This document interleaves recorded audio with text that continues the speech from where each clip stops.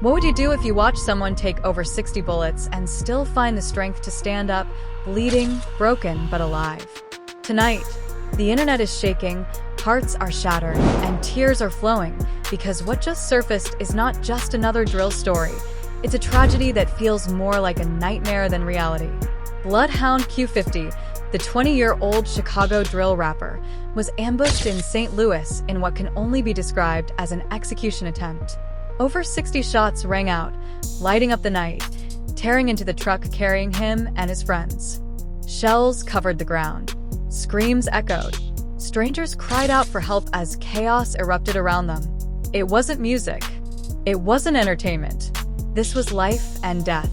And for a moment, the world thought Q50 was gone forever. Imagine being a mother, getting that call that your son has been hit, that he may not survive. Imagine being one of his friends, covered in blood, dragging your brother's limp body toward a hospital door while sirens wail in the distance. The Cadillac that carried him smashed into the emergency entrance, desperate for a chance at life. Outside, police lights painted the street red and blue while crowds whispered, "He's gone." They finally got him. But then, against every odd, against every prayer that had already turned into mourning, Q50 appeared back on social media, alive, wounded, laughing through the pain, and taunting those who tried to end him. The world wept in disbelief. Because this isn't just about survival, this is about a cycle of violence that refuses to stop, a tragedy that is still unfolding before our very eyes. The night the shots rang out, the world of drill music changed forever. Bloodhound Q50, a name whispered with fear and fascination, found himself at the center of what many are calling the deadliest ambush in recent memory. 60 bullets ripped through the air, tearing into metal, glass, and flesh. And in those moments, St. Louis streets turned into a battlefield, one that left scars too deep to heal. Q50 wasn't just another rapper. He was a story, a legend in the making, a 20-year-old with bars that blurred the line between music and confession, between art and evidence. But on this night, none of that mattered. What mattered was survival. Witnesses described the scene as absolute chaos. A Cadillac Escalade, riddled with holes, careened straight into a hospital entrance. People inside the emergency ward screamed as the vehicle crashed against the doors. Bloodied young men stumbled out, dragging each other toward help, their faces twisted with pain, fear, and disbelief. It wasn't just a shooting. It was a massacre in motion. Rumors spread faster than the bullets that night. Instagram pages, Twitter feeds, and hood blogs lit up with the same message: Q50 dead. Fans cried. Enemies celebrated. Mothers prayed. And for a chilling hour, the world believed one of drill's most infamous voices had been silenced forever. Hashtags like #RIPQ50 started trending, while rival crews posted laughing emojis, fueling the pain of those who loved him. But then, like a ghost rising from the ashes, Q50 appeared. He went live, blood still on his clothes, wounds fresh, voice shaking but steady. And in that moment, the internet broke. He mocked death itself, laughing at his enemies, telling the world, "You tried, but I'm still here." That live wasn't just shocking, it was heartbreaking. It showed a young man so used to violence that even 60 bullets couldn't break his spirit, or maybe couldn't break his denial. Imagine the heartbreak of his mother, hearing her son joke about death while knowing how close she came to losing him. Imagine the trauma of those who sat in that hospital waiting room, praying for miracles as doctors fought to save lives torn apart by automatic fire. Imagine the confusion of fans, unsure whether to celebrate his survival or mourn the endless war that seemed to follow him. The emotions were raw, unfiltered, and devastating. But behind the tears and shock lies a darker truth. This was no random shooting. This was a message, a calculated strike, a setup crafted with precision. Word on the streets is that Q50 had run off with $60,000, and those who lost it weren't about to let it slide. So they baited him with a fake show, lured him into their city, and unleashed fury when he least expected it. 60,000 stolen, 60 bullets fired. The symbolism is haunting. This isn't just another drill beef. This is warfare documented in real time. The footage of that night spread across every platform, dissected, replayed, and shared until it became something bigger than just Q50. It became a reflection of where we are as a culture, consuming tragedy like entertainment, turning real blood into viral content. And while Q50 survived, the story doesn't end there. Because survival doesn't erase trauma. It doesn't stop the next ambush. If anything, it ignites more hate, more retaliation, more death waiting around the corner. For every bullet that missed, another one is being loaded. For every enemy who failed, another is waiting for their shot.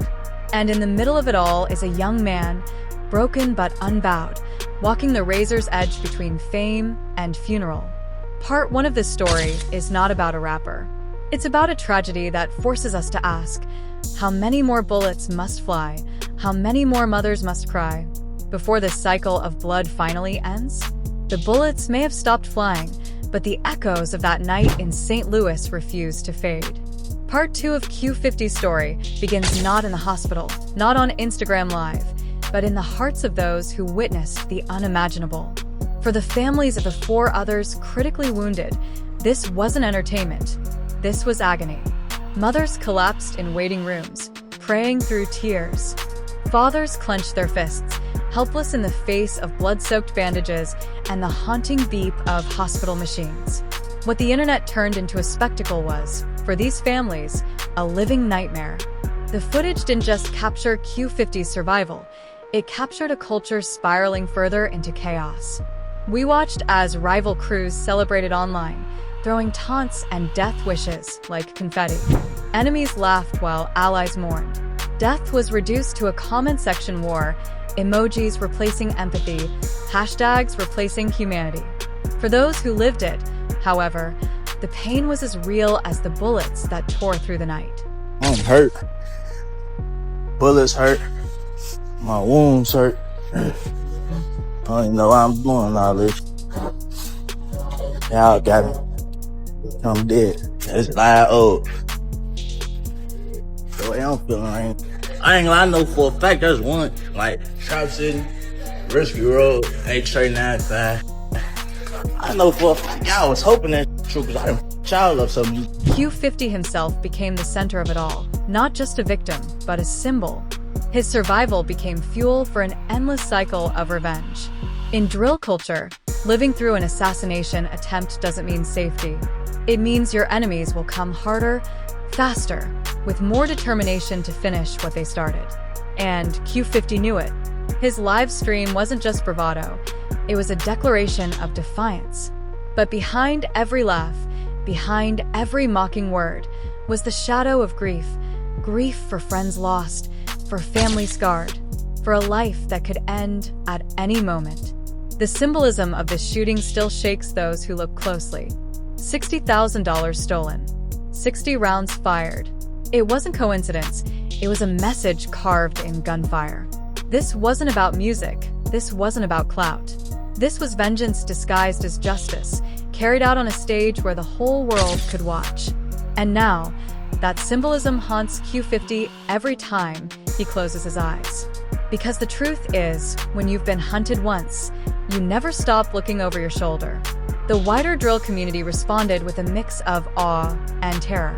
Some hailed Q50 as untouchable, a young king who stared death in the face and refused to bow. Others saw him as a walking target, cursed to live with enemies in every city. And while fans argued, ops plotted. Chicago whispered. St. Louis shouted. Rumors spread of more setups, more retaliation, more blood to come. And in this deadly game, silence is rare, but revenge is inevitable. Part 2 of this story isn't just about Q50, it's about the ripple effect. The streets of Chicago and St. Louis are now more volatile than ever. Allies are forced to pick sides, and anyone linked to Q50 becomes a target by association. Innocent lives, girlfriends, cousins, childhood friends, find themselves dragged into a war they never signed up for. And every new post, every new diss track, every careless live stream throws more gasoline on a fire already raging out of control. But perhaps the most heartbreaking piece of this tragedy is the reminder of how young Q50 really is. At only 20, he's lived through more violence than most could bear in a lifetime. Instead of college classrooms or job interviews, his milestones are shootouts and funerals. Instead of love songs, his verses are dirges for fallen friends. The tragedy of his story isn't just the bullets, it's the stolen childhood, the innocence ripped away long before the first trigger was pulled. As part 2 closes, one thing is painfully clear: Q50's survival is not the end of the story. It is the beginning of something darker, something more dangerous. His enemies are not finished. His allies are not safe. And the internet, hungry for blood and spectacle, will be there to watch every move, every wound, every taunt. This isn't just a drill beef. It's a tragedy unfolding in real time, and the next chapter promises to be even bloodier. The storm didn't end with flashing lights and hospital sirens. In many ways, that night in St. Louis was just the opening act of a much darker tragedy. Part 3 of Q50's story is the part nobody wants to admit. Survival doesn't bring peace. It brings more war. Every bullet that missed has become a promise that someone will try again. Every mocking word Q50 spoke on live has turned into fuel for enemies who will stop at nothing to silence him. The streets know what's coming. Whispers fill the corners of Chicago and St. Louis alike. The next attempt won't fail. And with every passing day, the paranoia grows. Q50 can't move without eyes on him. Friends turn into suspects. Bookings feel like traps. Trust is gone. Even in his moments of laughter, you can see it in his eyes. The weight of knowing that the clock is ticking, and his story could end with the next headline. But this tragedy isn't just about Q50. It's about the community drowning in violence that refuses to let go. Every young man in drill culture sees themselves in his story. Some cheer his defiance, others mourn the bloodshed, but all are trapped in the same cycle. Mothers tuck their sons in at night knowing they might not make it to morning. Sisters cry silently, praying the phone never rings with the news they fear most. The pain has spread far beyond one rapper. It has become a wound tearing through 2 cities, leaving trails of grief behind. The symbolism of his survival has turned him into both a hero and a curse. Fans call him untouchable, the boy who cheated death. Ops call him unfinished business, a walking reminder that their mission is incomplete. And while the internet glorifies every clip, every post, every lyric, the people who love him live in constant fear that the next upload will be a funeral live stream. Part 3 forces us to face the uncomfortable truth. This story is not just entertainment. It is a mirror. It shows us what happens when fame and violence intertwine, when the chase for clout becomes indistinguishable from the chase for blood. The police presence, the hospital chaos, the viral footage, all of it reveals a culture where tragedy sells faster than music and death trends quicker than life. Imagine Q50's mother, lying awake at night, replaying that phone call in her head. Imagine her hearing his voice on live, mocking the very bullets that almost stole him away. Does she feel relief that he's alive, or dread that he won't be for long? Imagine the families of the 4 others who were shot that night, still sitting in hospitals, still praying over broken bodies. For them, this isn't a headline. It's a lifelong scar. And yet, the world keeps scrolling. The videos keep spreading. The cycle keeps spinning. As long as the internet rewards blood with clicks and shares, as long as the culture treats real death like movie scenes, the violence will not stop. Q50's tragedy is not an isolated story. It's a warning. A warning that tomorrow it could be another name, another young star, another community shattered. So here we stand, at the end of this chapter, asking the only question that matters: how many more bullets must fly before the world decides enough is enough? Will Q50 live to see his story change? Or will he become another hashtag, another RIP trending for a day before the world moves on? Part 3 leaves us with no answers, only grief, only fear, and only the chilling realization that this tragedy is still unfolding, and its ending could be even more heartbreaking than the night 60 bullets lit up the St. Louis sky. This story doesn't end here. It's only just beginning. And now, the question isn't just about Q50's survival, It's about what happens next. 60 bullets couldn't take him down, but will the next 60? Will the next setup finally silence him? Or will he keep walking this razor's edge between legend and tragedy until there's nothing left? These are the questions haunting not just his family, not just his city, but everyone watching across the world right now. But here's the truth. We can't just sit back and treat this as another piece of viral content. These are real lives, real tears, real mothers losing sons, real families burying their loved ones. If this shook you, if this broke your heart even a little, don't let it fade away with the next scroll. Share this story. Talk about it. Keep the conversation alive. Because silence only feeds the cycle, and attention is the only weapon we have against forgetting. The streets are watching. The feds are watching. The whole world is watching. And you, the viewer, you have power too. Power to question why violence has become entertainment. Power to demand better for the youth caught in this endless storm. Power to turn tragedy into awareness. So before you click away, before you move on, do one thing. Hit that like button, share this video, and drop your thoughts in the comments. Not because of the algorithm, but because every voice matters in this fight. Let Q50's survival mean something more than another viral clip. Let it be a wake-up call. Because the cycle of blood will only end when enough of us decide that it has to. And maybe, just maybe, that starts right here with you.